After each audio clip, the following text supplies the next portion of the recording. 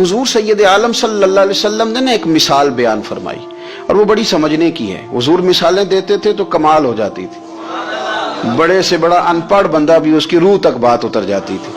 करीम महबूब अलैहिस्सलाम फरमाने लगे कि अगर ईलवा दरख्त के कुछ टुकड़े शहद में डाल दिए जाए ना तो शहद से ज्यादा मीठी चीज कोई नहीं होती। तो हुजूर फरमाते हैं कि वो ईलवा का दरख्त जो है वो शहद को भी बिगाड़ देता है, उसमें करवाहट पैदा कर देता है। हालांकि वो बड़ा मीठा था, अपनी जगह उसकी मिठास में कोई किसी किस्म की कमी नहीं थी, लेकिन वो ईलवा के दरख्त ने उसे बिगाड़ दिया। अल्लाह के महबूब फरमाते हैं जिस तरह ईलवा का दरख्त शहद को तबाह कर देता है ना, इस तरह हसद आदमी के ईमान को तबाह कर देता है। ईमान बड़ी मीठी चीज है, बड़ी हसीन चीज है, लेकिन जब हसद आ गया ना, हसद है क्या? हसद बंदों से नहीं होता, ये समझ लें। हसद का मतलब, हसद की लुग़वी तारीफ ये है कि ये समझ लेना कि या अल्लाह उसे नहीं देना चाहिए था, मुझे देना चाहिए था, ये तारीफ है। तो हसद होता किससे? हसद दरअसल बंदे पे नहीं किया जाता। हसद का माना यह है कि आप अल्लाह की तकसीम पर एतराज कर रहे हैं। आपका कहना यह है कि या अल्लाह ये तकसीम ठीक नहीं हुई, माज़अल्लाह ये उधर चला गया, ये तो इधर आने वाली चीज थी। तो ये आपने डायरेक्ट जो मुकाबला शुरू किया, माज़अल्लाह ये तो आपने अल्लाह की तकसीम के साथ शुरू कर दी। तो फिर दिल में बिगाड़ आता है, फिर इंसान टूट फूट का शिकार होता है, फिर वो कमजोर पड़ जाता है, फिर वो ऐसी बातें करता है जो उसके मनसब के मुताबिक नहीं होती, कच्ची बात करता है, कमजोर बात।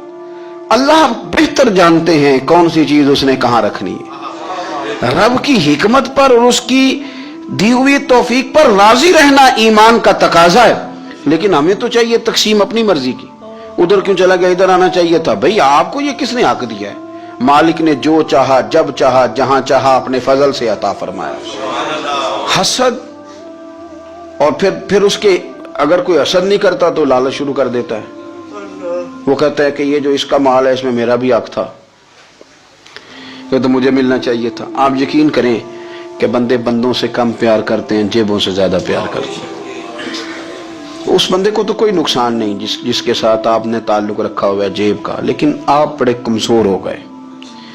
आप जब लालच कर लिया, नफसानियत में आ गए तो आप कमजोर पड़ गए। आपने मतलब क्या, आपका क्या ख्याल था कि रब की बारगाह से कोई कम मिलने वाला था जो बंदों पे इतनी तवज्जो कर ली?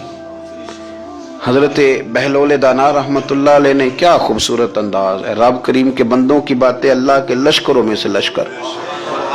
क्या सोच थी, क्या नजरिया था, क्यों ये लोग इतने मजबूत थे, फिक्री तौर पर मजबूत थे, फिक्री तौर पर। हारून रशीद हज करके वापस आ रहा है, हजरत बहलोल दाना रास्ते में बैठे हैं, मुलाकात हो गई। कहने लगा हुजूर कोई हुक्म हो तो बताइएगा। फरमाने लगे कोई नहीं, तू जा अपना काम कर। बादशाह है, या किसी को कार्ड मिल जाए तो वो लोगों को दिखाता फिरता है, वजीर साहब ने खुद दिया है। बादशाह वक्त खुद कर, हजरत कोई हुक्म हो तो? फरमाया नहीं, अल्लाह खैर करेगा। तो कहने लगा हुजूर मैंने सुना है आप मकरूज हैं, तो बता ही देते। तो आप मुस्कुरा के फरमाने लगे तेरा क्या ख्याल है भला? कहने लगे हुजूर किस बाबत? फरमाने लगे तेरा क्या ख्याल है कि अल्लाह हारून रशीद को देगा और बहलोल दाना को भूल जाएगा? तेरा क्या ख्याल है? रब करीम हारून रशीद को तो देता जाएगा और बहलोल दाना को भूल जाएगा। बादशाह कहता है कि मैं चकरा गया कि भला इस सवाल का क्या जवाब है? तो मैंने कहा हुजूर रब तो भूलने से पाक है, वो तो किसी को नहीं भूलता, उसे ना ऊंघ आती है ना नींद आती है। तो फरमाने लगे जा फिर अपना काम कर, जब मुनासिब समझेगा तो बहलोल को भी कर्जे से निजात अताकारी देगा। तू जा अपनी ड्यूटी कर, वो जब चाहेगा ना तो मेरे कर्जे दूर। तू क्या समझता है कि तुझे याद रखेगा, मुझे भूल जाएगा? ये कैसे हो सकता है? ओ यार इधर देख, मेरी बात सुन। ओ भाई वो तेरा मेरा रब है, ये हो सकता है कि अमीरों को दे दे और तेरे जैसे मेरे जैसे गरीबों को वो भूल जाए? ये हो सकता है? तो क्यों लोगों की जेबों पे तवज्जो, लोगों की जेबों पे नजरे, फलाने के पास आ गया तो मैं रह गया, मतलब किस लिए? हमारा रब किसी को भूलता नहीं है, किसी शख्स को वो मेरा मालिक अपने फजल से नजरअंदाज नहीं करता, वो सबको नवाजता है। लेकिन उसकी हिकमत के तकाजों का इंतजार करना मुसलमान की शान है। कभी किसी हसद में, किसी कभी करना हो तो रश्क करें, मजा आएगा। اور یہ رشک کرنے کا نا، رشک کا معنی کیا ہے؟ حسد کا معنی یا اللہ اسے نہیں دینا چاہیے تھا، مجھے دینا چاہیے تھا، اور رشک کا معنی یا اللہ تو نے دیا ہے، کیا بات ہے، اسے دیا تو کیا بات، اگر تو نے دیا تو مالک جچا بھی ہے، اگر تو نے دیا ہے تو نظر بھی آیا ہے، اگر تو نے دیا ہے تو پھر کیا بات ہے، کمال ہو گئی، وہ نظر آ رہا ہے، اور یا اللہ اسے دیا ہے تو میں بھی تیرا بندہ ہوں، اسے بھی اور دے اور مجھے بھی عطا فرما، یہ رشک ہے۔ رشک کا نا حضور نے حکم دیا ہے، نبی پاک نے رشک کا، ہمارا یہ مسئلہ ہے کہ ہم نا جو کرنے والا کام ہے وہ نہیں کرتے، رشک کریں۔ بخاری مسلم میں حدیث ہے، نبی پاک صلی اللہ علیہ وسلم نے فرمایا 2 بندوں پر رشک کرو، کہو کیا بات، رشک کرو 2 بندوں، یا رسول اللہ کون کون سے؟ فرمایا ایک وہ مالدار جسے اللہ دولت دے اور وہ صبح بھی رب کے رستے میں خیرات کرے اور شام بھی رب کے رستے میں خیرات کرے، یہ قابل رشک ہے، کہو تیری کیا بات ہے بھائی، کیا تجھے اللہ نے نوازا ہے، اور اس پر رشک کرو کو یا اللہ اسے اور دے تاکہ یہ تیرے بندوں پہ اور اثار کرے اور تیرے بندوں پہ سخاوت کرے، اور اللہ اس کے فعل تصدق ہمیں بھی عطا فرما۔ اور حضور فرماتے ہیں ایک مالدار پر جو صبح و شام سخاوت کرے، اور ایک اس عالم پر جسے اللہ قرآن کا علم دے، وہ صبح بھی لوگوں کو قرآن مجید کے ترجمے تفسیریں قرآن کے درس سکھائے اور شام بھی لوگوں کو قرآن مجید کے درس عطا فرمائے، اس پر رشک کرو، کہو کیا بات ہے یار تیری، تجھے اللہ نے کتنا نوازا، قابل رشک لوگوں پر رشک کرو، ان کی تعریف کرو، ان کے لیے اچھے کلمات ادا کرو۔ معاشرے میں حسد پرموٹ ہوا ہے، اگر کبھی رشک پرموٹ ہوتا نا تو عزتیں بڑھ جاتی، محبتیں بڑھ جاتی، خلوص میں اضافہ ہوتا، لوگ ایک دوسرے کے قریب آتے۔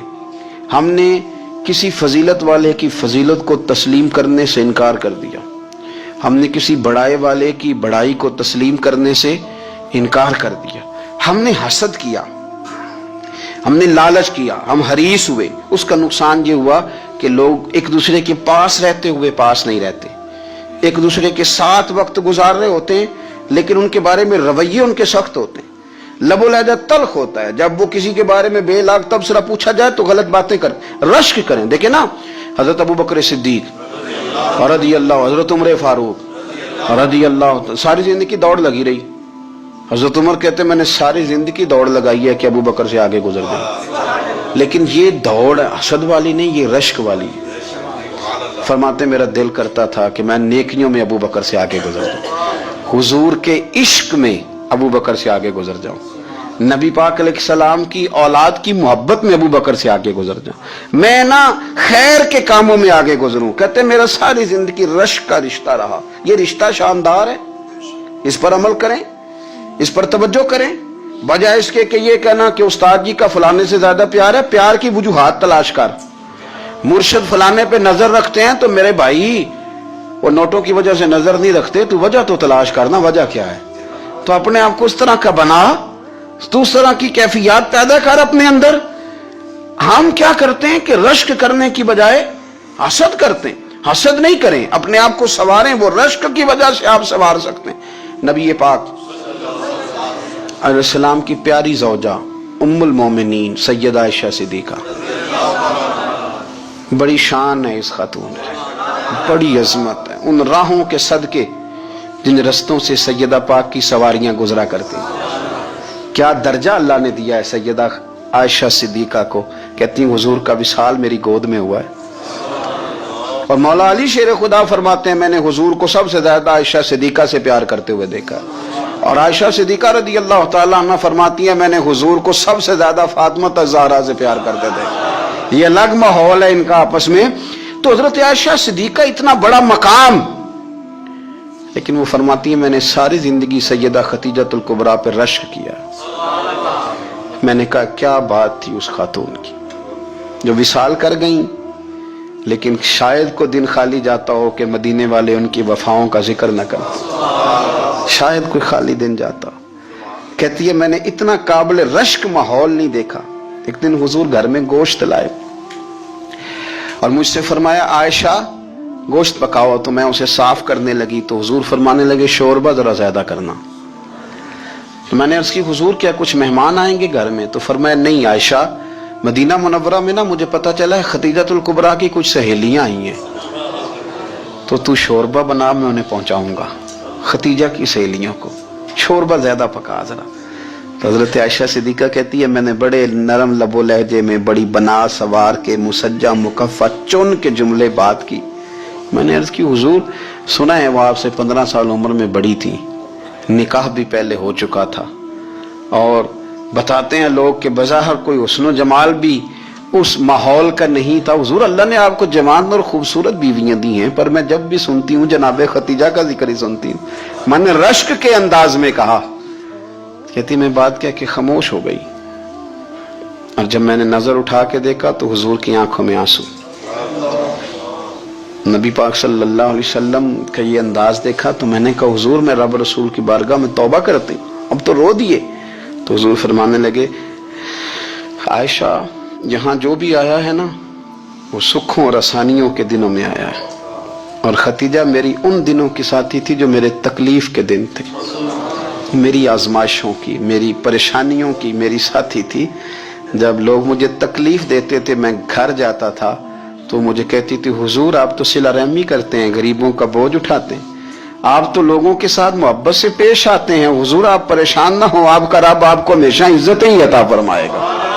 फरमाया वो मेरी तकलीफों की उसे कैसे, मेरे भाई रश्क किया लोगों ने एक दूसरे पर, हसद नहीं किया। हम तो ना जी अपनी मर्जी के फैसले करते करते पीछे रह गए। हमने लोगों को पीछे करने का सोचा था लेकिन हम सबसे पीछे रह गए। हमने सियासत और साजिश की थी कि कुछ लोगों के दिलों पे पैर रख के मैं अपना कद ऊंचा करूंगा, कुछ के सीनों पे पैर रख के, लेकिन ऐसा नहीं होता, ये होता नहीं। आप किसी की जगह नहीं ले सकते, इसलिए कि रब ने सबकी जगह अपनी अपनी बनाई हुई, सबकी जगह। हाँ ऐसा जरूर होता है कि कई दफा ना हम अपने मकाम को गिरा लेते हैं। वो किसी ने कहा था कि ऐसा नहीं कि तेरी जगह कोई और आ गया, लेकिन तेरा मकाम भी अब तेरा नहीं रहा। होता ही है कि हम ना गिरा लेते हैं अपने आप को। अगर हम रश्क का माहौल पैदा करें, रश्क का, और हम कहें कि क्या बात है मैं भी सफर करूंगा, इस जानिब जाऊंगा, बजाय ये कहना कि फलां आदमी बड़ा आगे निकल गया है, ये करके निकल गया, वो करके निकल गया है, ये कहना कि यार मैं भी रब करीम की उस मदद को तलाश करता हूं जिसकी बरकत से अल्लाह ने इस पर फजल फरमाया।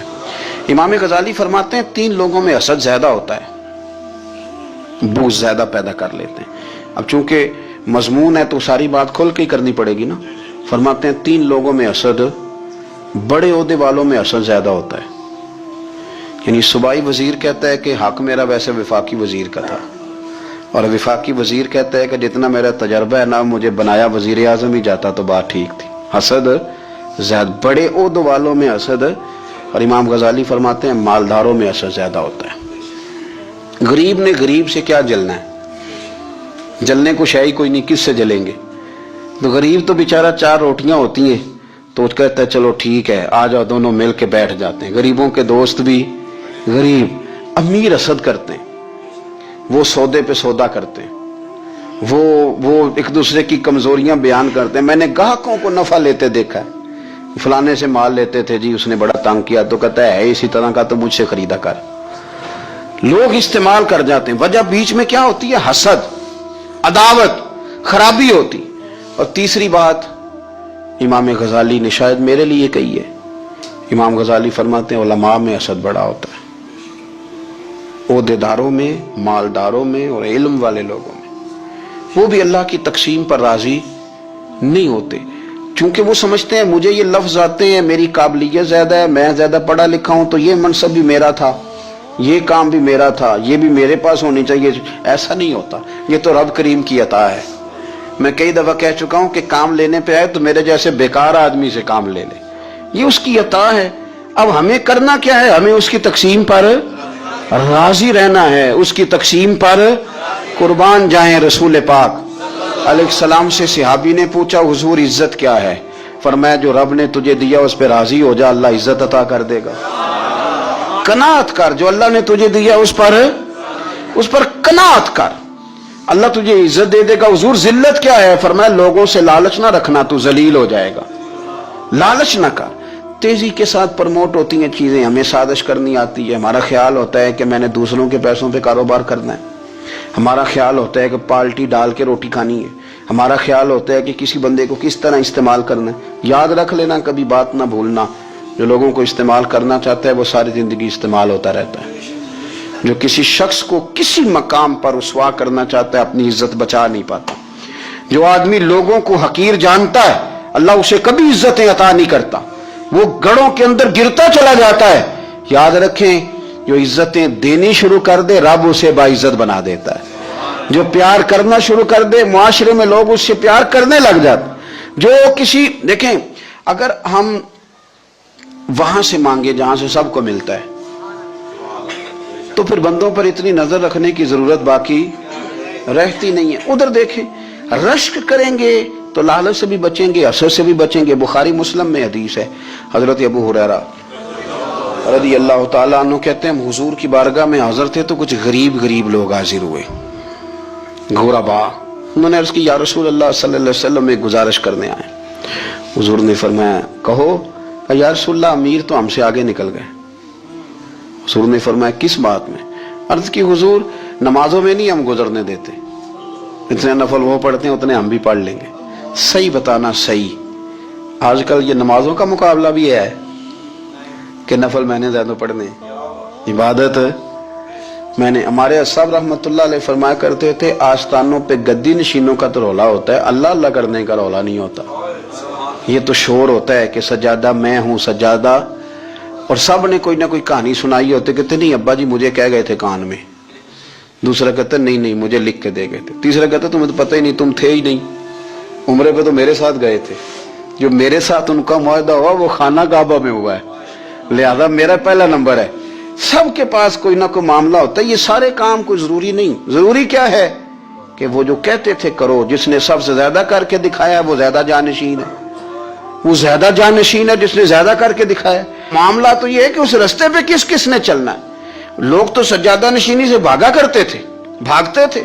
حضرت ابو بکر صدیق رضی اللہ تعالیٰ عنہ کا وصال ظاہری ہوا تو حضرت عمر خلیفہ بنے. تیسرا دن تک خلیفہ بنے ہوئے. 2-3 چھوٹی بچیاں آ گئیں, چاچا جان آپ خلیفہ بنے؟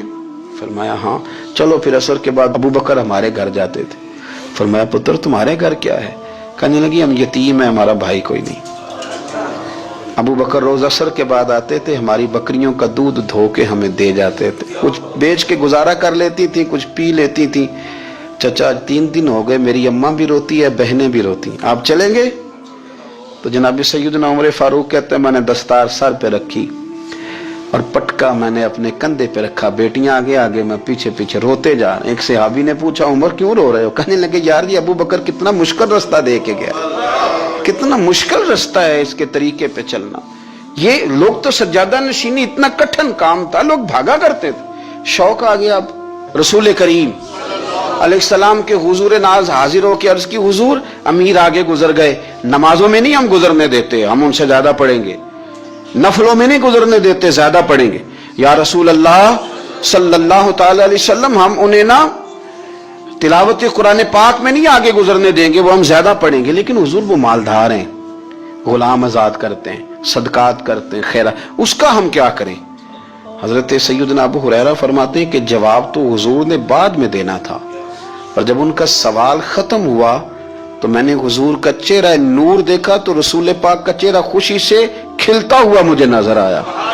گویا یہ جو رشک ہے نا کہ نیکی میں آگے گزرنا, یہ حضور کو اتنا پسند آیا کہ ان کے سوال سے حضور بڑے راضی ہوئے. کریم فرمانے لگے, حضور فرمانے لگے میں تمہیں ایک وظیفہ بتاتا ہوں, تم وہ پڑھو, امیر جتنی بھی نیکیاں کریں گے نا اللہ تمہیں ان کے برابر ثواب دے دے گا. لے لو نسخہ, یہ کرو کام. یا رسول اللہ بتائیں؟ فرمایا رات کو نہ 33 بار سبحان اللہ پڑھا کرو, 33 بار الحمدللہ پڑھا کرو, 34 بار اللہ اکبر پڑھا کرو. اب جتنی بھی نیکیاں امیر کریں گے نا تمہارے وظیفے کی برکت سے اللہ تمہیں ان کے برابر ثواب عطا کر دے. اب جناب ابو ہریرہ کہتے میں نے ان کے چہرے دیکھے تو مجھے یوں محسوس ہوا کہ جس طرح کسی بندے کی کھوئی ہوئی رقم مل جائے تو وہ راضی نہیں ہوتا. کھوئی ہوئی رقم مل جائے تو بڑا جیسے کوئی اس کے ہاتھ, چلیں اپنا ترجمہ کر لیتے ہیں, کمیٹی نکلنے پہ نہیں بندہ بڑا راضی ہوتا کہ 11 مہینے سے دے رہا تھا, 10 مہینے سے چلو نکل ہی آئی ہے, شکر ہے اللہ کا. بڑا خوش ہوتا ہے بندہ, بڑا راضی ہوتا ہے. اس طرح ان لوگوں کے چہرے کھل اٹھے. کیا بات ہے حضور, بس اب نہیں ہم گزرنے دیتے. گھر چلے گئے. वजीफे पढ़ने लगे। कुछ दिनों के बाद उनमें से कुछ लोग वापस आए। हजरत अबू हुरैरा कहते हैं मुझे चूंकि वो पुरानी बात याद थी तो मैं दिलचस्पी से उनका आना जाना देखने लगा। वो करीम की बारगाह में आके बैठे तो उनमें से एक शख्स बड़ी परेशानी के साथ कहने लगा हुजूर बड़ी परेशानी लग गई। फरमाया क्या हुआ? अर्ज की या रसूल अल्लाह सल्लल्लाहु अलैहि वसल्लम वो जो आपने वजीफा बताया था ना, मेरे कुछ पड़ोसी अमीर हैं वो तो उन्होंने भी सुन लिया है। हुजूर रात मैंने सुना है वो मालदार बंदा है, सदके खैरात भी बड़े करता है, गुलाम भी बड़े आजाद करता है, पर वो भी सोते वक्त 33 बार सुभान अल्लाह पढ़ रहा था। वो तो उसने भी सुन लिया हुजूर, वो बात यहाँ से निकली है, जाने कहाँ कहाँ पहुंच गया, तो वो भी पढ़ रहा था हुजूर अब क्या बनेगा?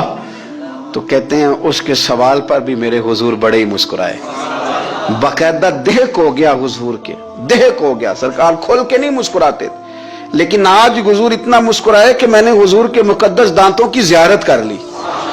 देहक हो गया बाकायदा हुजूर का। हुजूर फरमाने लगे उन्होंने भी सुन लिया हुजूर, और सुन के पढ़ना भी शुरू कर। अब बात को समझे कि किसी अमीर ने ये नहीं कहा कि ये तो गरीब के लिए वजीफा था। मैं कहता हूं अल्लाह अल्लाह का मिजाज ही नहीं। मिजाज ये कि सियासत कैसे करनी है, चक्कर कैसे चलाना है, कोई कहानी कैसे सुनानी है। उधर उनको मिला, हालांकि बात तो गरीबों से हो रही थी। हुजूर तो उन्होंने भी पढ़ना शुरू कर दिया। अब हम क्या करें? तो रसूल करीम ने फरमाया वो भी पढ़ रहे हैं, हुजूर पढ़ रहे हैं, तो फरमाया ज़ालिका फ़ज़लुल्लाह युतीही मन यशा। भाई फिर ये तो अल्लाह का फजल है ना, वो जिसे चाहे अता करे। अब ये हुजूर ने कह दिया तो हज़रत अबू हुरैरा कहते हैं मैंने पलट कर उन लोगों के चेहरे देखे, कुर्बान जाएं, मैंने फिर उनके चेहरों पर इत्मीनान देखा, मैंने सुकून देखा, इसलिए कि वो समझ गए जब रब फजल करे तो फिर फजल के मामले में अल्लाह के बंदे बहस नहीं किए करते। वो मुतमईन होके गए, कहने लगे हुजूर फिर ठीक है, अगर मालिक इस तरह तकसीम कर रहा है तो फिर हम राजी हैं अपने रब करीम की रजा पे। अपनी जिंदगी जब आप बड़ी मोहब्बत से कुर्ब व जवार से तशरीफ लाते हैं, मैं कुरान और सुन्नत के बहुत सारे उन्वानात देख के आपकी खिदमत में एक बात अर्ज करूं, अपनी सारी तवज्जो अपने रब रसूल की जानिब माइल करें। जितना आप दाएं बाएं देखेंगे ना उतना गाड़ी के टकराने का खतरा बढ़ जाएगा, वसवसे ज्यादा आएंगे, उलझ जाएंगे। इतना ज्यादा दाएं बाएं ना देखें, ये क्या कर रहा है, फलाना क्या कर रहा है, फलाने का ये मामला किस तरह का था, ना ना ना। आप तवज्जो अल्लाह की जानिब रखें। देखें मेरा और मेरे रब का मामला ठीक चल रहा है, अल्लाह रसूल के साथ मेरे मामलात ठीक हैं। यहाँ तो आप किसी की इस्लाह करेंगे, दावत देंगे या दुआ करेंगे, तनकीद की तो वैसे दीन में इजाजत नहीं है। आपने यहाँ किसी की इस्लाह करनी और वो दर्द के साथ करनी, और यहाँ किसी के लिए दुआ करनी है कि या अल्लाह इस बंदे पे रहम फरमाए से बदल दे। तनकीद की और तंज की तो इजाजत, अपना मामला रब करीम के साथ, हमारी सोचें किस तरह की हैं, हमारे अंदर माहौल किस तरह का है, वो चूंकि दिलों के हाल जानता है। और नबी पाक सल्लल्लाहु अलैहि वसल्लम ने फरमाया ना तुम्हारी जेबें देखता है ना तुम्हारे चेहरे देखता है, वो तो जब देखता है तुम्हारा दिल देखता है। इसकी कैफियत क्या है? हजरत अनस बिन मालिक रदी अल्लाह तआला अन्हु फरमाते हैं, इस हदीस को याद रखिएगा, हाफिज मुंजरी ने तरगीब व तरहीब में लिखी है। फरमाते हैं कि हजरत अनस बिन मालिक रदी अल्लाह तआला अन्हु फरमाने लगे कि एक हुजूर के एक गुलाम, एक सहाबी बीमार थे, तो हुजूर ने फरमाया अंस चलो तीमारदारी करते हैं। कहते हैं हुजूर के साथ गए, नबी पाक सल्लल्लाहु अलैहि वसल्लम पहुंचे। जब हमने उस शख्स को देखा तो हजरत अंस कहते हम परेशान हो गए, क्योंकि हमने उसे बड़ा सेहतमंद देखा था, वो कमजोर हो गया, वजूद पर बहुत सारा गोश्त देखा था। अब हम देख रहे हैं कि वो हड्डियां ही हड्डियां रह गई हैं, चेहरा बड़ा बारौनक था, अब कमजोरी हो गई। रसूल करीम तशरीफ ले गए और हुजूर उसकी चारपाई के सराहने बैठे, और जब हुजूर ने अपना दस्ते मुबारक उसके बालों में रखा और नबी पाक ने दस्ते शफकत फेरा, तो कहते हैं उस शख्स ने आंखें खोली और हुजूर का चेहरा देखा तो उसकी खुशी की कोई इंतहा न रही, बड़ा राजी हुआ, बड़ा राजी। और हुजूर ने उसके लिए दुआ की, उस दुआ पर भी उसे बड़ा इत्मीनान कल्बी नसीब हुआ। कहते हैं हुजूर अक्सर तीमारदारी फरमाते थे, पर आज ना हुजूर ने एक निराली, अनोखी और इनफरादी बात इरशाद फरमाई। हुजूर ने फरमाया तू बड़ा सेहतमंद था, कमजोर हो गया, बड़ा ताकतवर था, तू ज़ईफ हो गया, एक सवाल का जवाब तो दे। या रसूलल्लाह फरमाइए। तो हुजूर फरमाने लगे इस हालत में जब तू शदीद बीमार और तकलीफ में, ये बता कि इस वक्त तेरा अपने रब के बारे में गुमान क्या है? حضرت انس کہتے ہیں پہلے حضور بیماروں سے یہ سوال نہیں پوچھتے تھے، آج پوچھا، کیونکہ صحت میں لوگوں کی زبان پہ شکر ہوتا ہے اور بیماری میں شکوے ہوتے ہیں معاذ اللہ۔ اس وقت اللہ کے بارے میں یہ سوچ حضور نے ہمیں دی ہے، تم نے ہر وقت یہ ذہن بنانا ہے کہ یہاں رب کریم کے بارے میں کیا تصورات پل رہے ہیں، آوازیں کیا اٹھ رہی ہیں، اس وقت تیرا اللہ کے بارے میں گمان کیا ہے۔ تو جناب انس بن مالک کہتے ہیں اس نے ہمیں اشارہ کیا کہ مجھے اٹھا کے بٹھاؤ، ہم نے بٹھایا تو کہتے ہیں پھر اس نے اپنی آنکھیں کھولی اور حضور کے چہرے نور پر نظر کر کے نظر جھکا لی، عرض کرتا یا رسول اللہ میں کمزور ہوں، بیمار ہوں، تکلیف میں ہوں، اٹھ نہیں سکتا، کھا نہیں سکتا، پر حضور ابھی بھی میرے دل سے آواز یہی نکلتی ہے کہ میرا رب بڑا ہی کریم ہے، میرا اللہ بڑا ہی مہربان ہے، وہ بڑا ہی معاف کرنے والا ہے، وہ اپنے بندوں سے پیار ہی بڑا کرتا ہے۔ آپ میری بات کو سمجھیں، کیفیت کیا ہے اور الفاظ کیا ہیں۔ حضور وہ مجھ سے بڑی محبت کرتا ہے، بڑے پیار والا ہے۔ یہ لفظ کہتے کہتے آواز بھرا گئی، آنسو نکل آئے، پھر اس نے تکلیف زیادہ محسوس کی تو وہ لیٹ گیا، اور پھر اس نے حضور کے چہرے نور پہ نظر ڈالی، کلمہ پڑھا، روح ہی پرواز کر گئی۔ حضرت انس بن مالک فرماتے ہیں ہم اس کے گھر سے نکلے اور جب حضور اس کے کمرے سے باہر آئے تو رسول کریم نے پلٹ کر رک کر پھر پیچھے دیکھا اور فرمایا انس اگر کسی جنتی کی زیارت کرنی ہے تو میرے اس غلام کا چہرہ دیکھ لو۔ اس لیے کہ جن لوگوں کے نظریات رب کریم کے بارے میں اس طرح کے ہوں پھر ان کے خاتمے خیر کے ہوتے ہیں، پھر اللہ ان کے لیے جنت کے فیصلے فرماتا ہے۔ اپنے افکار میں، نظریات میں، سوچوں میں کوئی ضروری نہیں ہے کہ ہم لوگوں کو دو لفظ کہہ کے مطمئن کر لیں تو ہم خود ضمیر کے قیدی بن کے زندگی گزار دیں، یہ معاملہ ٹھیک نہیں، یہ صحیح نہیں چلتا۔ آپ اپنی قلبی واردات پر، قلبی خیالات اور تصورات پر کڑی نگرانی رکھیں گے، آپ دیکھیں گے کہ کہاں یہ مجھے خرابی کی طرف لے کر کے جا رہا ہے، کہاں یہ بدگمانیاں پیدا کر رہا ہے، کہاں یہ خرابیاں لا رہا ہے، یہ سختی پیدا کر دے گا، نفرتوں کو، لالچ کو، حسد کو، عداوت کو یہ بڑھا دے گا۔ آپ اپنے معاملات پر اپنے دل کو ہمیشہ حاضر رکھیں، اللہ اپنے محبوب کا صدقہ فضل کرے، وہ مقلب القلوب ہے تو وہ ہمارے دلوں کو اپنی طرف پھیر دے۔ آخر دعوانا الحمدللہ رب العالمین۔